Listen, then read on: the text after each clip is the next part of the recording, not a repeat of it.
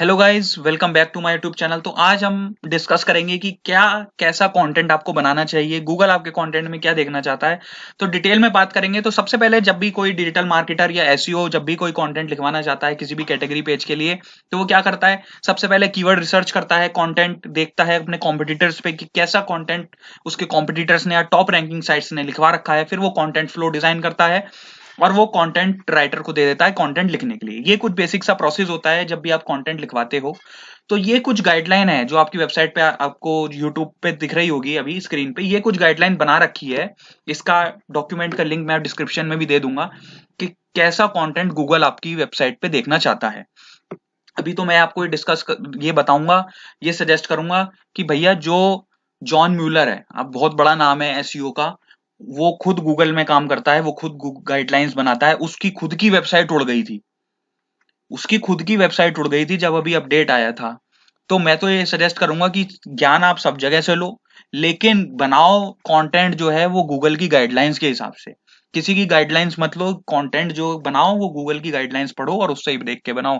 क्योंकि जब खुद गूगल के जो ज्ञान देता घूमता है उसकी खुद की वेबसाइट उड़ गई, तो आप क्या सजेस्ट करोगे दूसरों को।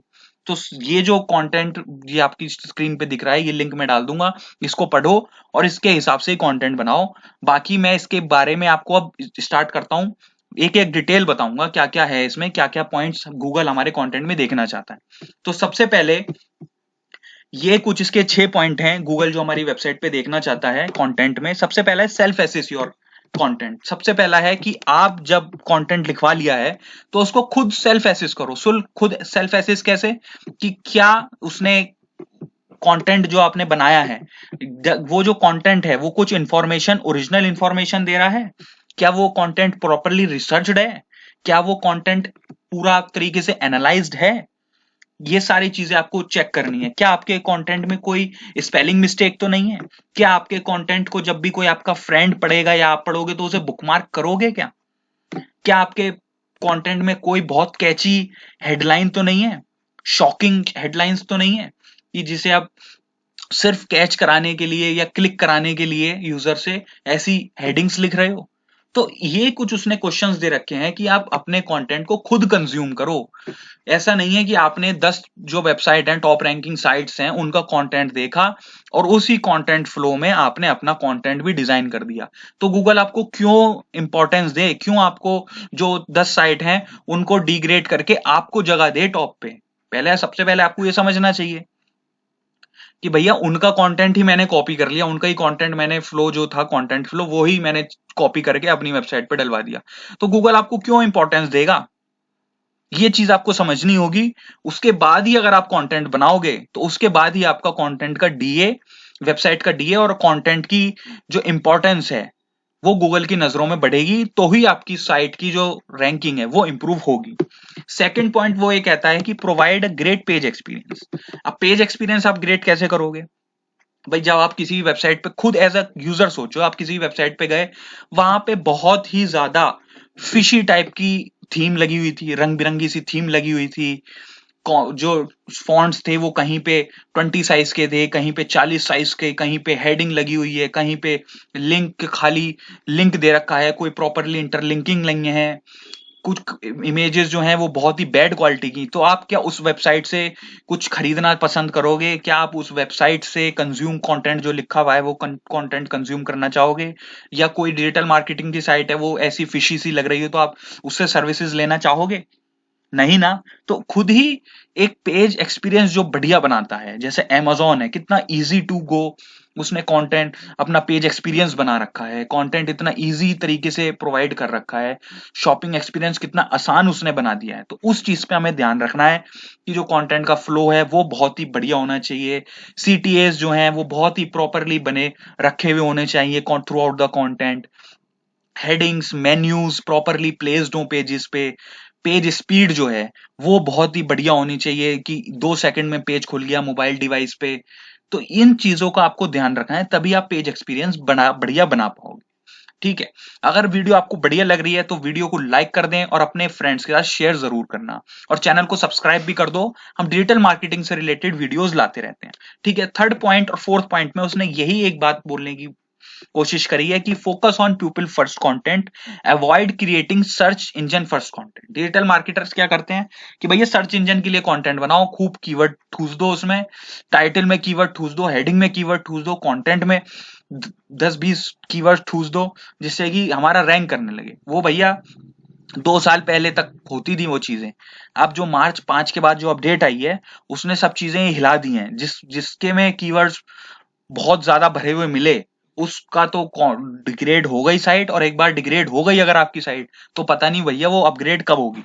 तो इस चीज से बचो, ठीक है। प्यूपिल के लिए पहला कंटेंट बनाओ, भले ही आपके कंटेंट में कीवर्ड्स कम हो, 2-4 कीवर्ड्स कम भी होंगे तो चलेगा, लेकिन कंटेंट ऐसा बनाओ कि जो पढ़ के यूजर उससे एंगेज करे, उसमें रिव्यूज डाले, उसे अपने फ्रेंड्स के साथ शेयर करे, उसे आगे फॉरवर्ड करे, उसको सजेस्ट करे दूसरों को, और उसके बाद और अदर पेजेस पे जाए। ऐसा ना हो कि वो कंटेंट पढ़े, अरे यार ये तो और पहले की जो मैंने साइट्स खोली थी उसमें भी यही कंटेंट लिखा था, पढ़े खोले और भाग गया, वो आगे साइट पे जा ही नहीं रहा है।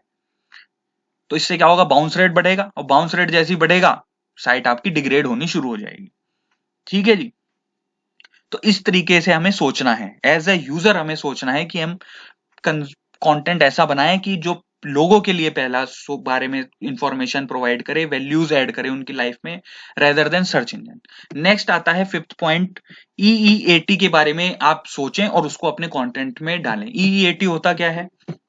EEAT होता है एक गूगल की गाइडलाइन है कंटेंट के लिए, ठीक है। EEAT कहता है कि पहला E स्टैंड करता है एक्सपीरियंस। क्या जो बंदा या जो वेबसाइट जो कंटेंट लिख रही है, क्या उसको एक्सपीरियंस है इस चीज का? क्या जो बंदा लिख रहा है, जो राइटर है, उसको एक्सपीरियंस है? कि अगर बंदा है किसी रेसिंग फील्ड से रिलेटेड, गाड़ियों से रिलेटेड एक्सपर्टीज है उसकी, और वो लिख रहा है मेडिकल फील्ड में, वेबसाइट है मेडिकल फील्ड की, लिख रहा है वो गाड़ी के फील्ड की बातें, तो क्या उसको एक्सपीरियंस है? कितना पुराना बंदा है, कितनी पुरानी वेबसाइट है? इन चीजों पे बहुत ज्यादा डिपेंड करता है क्या आपका कंटेंट किस तरीके से डिफाइन होगा, क्या आपका कंटेंट का फ्लो रहेगा, क्या कंटेंट प्रोवाइड करोगे। बहुत ही ज्यादा इंपॉर्टेंट होता है कि अगर आप जो आपने ब्लॉग लिखा, कंटेंट लिखा, ब्लॉग लिख रहे हो, तो उसके नीचे आप राइटर के बारे में भी दो कि ऑथर ये है और इसकी जो अथॉरिटी है, एक्सपीरियंस है, ये है। सेकंड पॉइंट आता है expertise. Second E stand for expertise. क्या आपकी वेबसाइट की एक्सपर्टीज है इसमें? जैसे कि मैंने बताया पहले पॉइंट में, एक्सपर्टीज होनी बहुत जरूरी है। ऐसा नहीं है कि आपकी फील्ड और नीश कोई और सी हो, आप किसी और चीज में लिख रहे हो। सेकंड है अथॉरिटेटिवनेस। आप कितने पुराने हो उस पर्टिकुलर फील्ड में जो आप दूसरों को ज्ञान दे रहे हो, ब्लॉग्स लिख रहे हो, और क्या आपकी अथॉरिटेटिवनेस है? ट्रस्टवर्दीनेस का पॉइंट आता है लास्ट है टी, जिसका मतलब होता है ट्रस्टवर्दीनेस। ट्रस्टवर्दीनेस क्या है कि भैया आपका जो कंटेंट है वो प्रॉपरली रिसर्च्ड तो है, जो आपने एनालिसिस डाल रखा है वो बढ़िया तरीके से properly well research well analysed तो है। तो इन चीजों को आपको देखना है। क्या जो रिव्यूज हैं वो प्रॉपर रिव्यूज हैं? किसी प्रोडक्ट पे आपने ई कॉमर्स वेबसाइट है तो रिव्यूज जो हैं वो ऑथेंटिक रिव्यूज तो हैं, कहीं पेड रिव्यूज तो नहीं है। तो इन चीजों को आपको बहुत ध्यान रखना है जब भी आपको कंटेंट बनाना है। नेक्स्ट वीडियो में EEAT के बारे में बहुत प्रॉपरली डिस्क्राइब भी करूंगा और आपको बताऊंगा भी कि इसके बारे में पूरी इंफॉर्मेशन आपको मिलेगी। सेकंड और लास्ट पॉइंट वो ये बोल रहा है कि ask who, how and why about your content. इसमें वो बोलना चाह रहा है कि हु, कि भैया हु कौन है, कौन किसने कंटेंट बनाया। some things that will help pupil understand the EAT content is when it's clear who created it. That's the who to consider when creating the content. Here are some of the who related question asked. भैया who created it, तो सबसे जैसे मैंने author के बारे में बताया था, ऑथर के बारे में जरूर डिस्क्राइब करो। अगर ऐसा करोगे तो जो यूजर है उसको भी ठीक लगेगा कि हाँ भाई जो इंफॉर्मेशन है वो रिलायबल है, एक्सपीरियंस्ड बंदे से आ रही है, एक्सपीरियंस वेबसाइट पे है। तो ये बहुत अच्छी एक गुड प्रैक्टिस हो जाती है। अब आता है कि how the content was created. Next question है how the content was created. अगर आप अपने कंटेंट में हाउ का जवाब दोगे तो बहुत बढ़िया रहेगा। अगर आपने कंटेंट में हाउ का जवाब भी दे रखा है, फॉर एग्जांपल उसने बता रखा है कि अगर आप किसी एक टेस्ट रिजल्ट के बारे में बता रहे हो कि कोई एक ऐसा टेस्ट हुआ है, तो वो टेस्ट कैसे हुआ उसके बारे में सारे एविडेंस दे रखे हों आपने, वर्क क्या क्या वर्क करा गया है और क्या क्या फोटोग्राफ्स ली गई थी उसमें। तो जितना भी सारा आपने जो भी कंटेंट बनाया है या कोई भी टेस्ट रिजल्ट दे रखे हो, तो उसके जितना भी एविडेंस है वो सारा आपने हाउ में डाल रखा है कि how the test was occurred, how the test was conducted. तो वो सारी चीजें आपने हाउ में दे रखी हो। लास्ट वो कहता है कि वाई, कि कंटेंट जो है, why was the content created, क्यों कंटेंट बनाया गया है, कंटेंट क्या वैल्यूज ऐड कर रहा है यूजर के लाइफ में, क्या वो यूजर की लाइफ को कुछ इंपॉर्टेंट इंफॉर्मेशन देगा या फिर कुछ एनहेंस करेगा यूजर की लाइफ में। ऐसा तो नहीं है कि वो जो पहले कंटेंट बने हुए थे 10 जो पहले से रैंक कर रहे हैं वैसा ही है, या फिर कुछ नया आपने ऐड ऑन करा है विद टाइम। तो इन सारी चीजों का आपको ध्यान रखना है जब भी आपको कंटेंट बनाना है। इस पर्टिकुलर डॉक्यूमेंट का लिंक मैंने आपको डिस्क्रिप्शन में दे रखा है, आप खुद भी गो थ्रू कर सकते हो, और इसी तरीके की आपको गुड प्रैक्टिसेस अपने कंटेंट में रखनी है।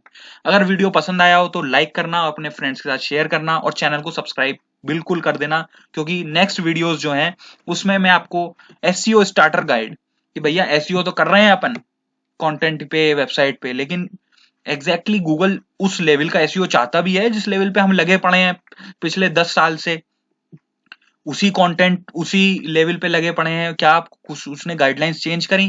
तो हम एसईओ स्टार्टर गाइड को डिस्कस करेंगे इसमें नेक्स्ट वीडियो में। तो तब तक के लिए आप चैनल को लाइक कर दो, शेयर कर दो और सब्सक्राइब भी जरूर कर देना। Thank you so much, have a nice day, bye.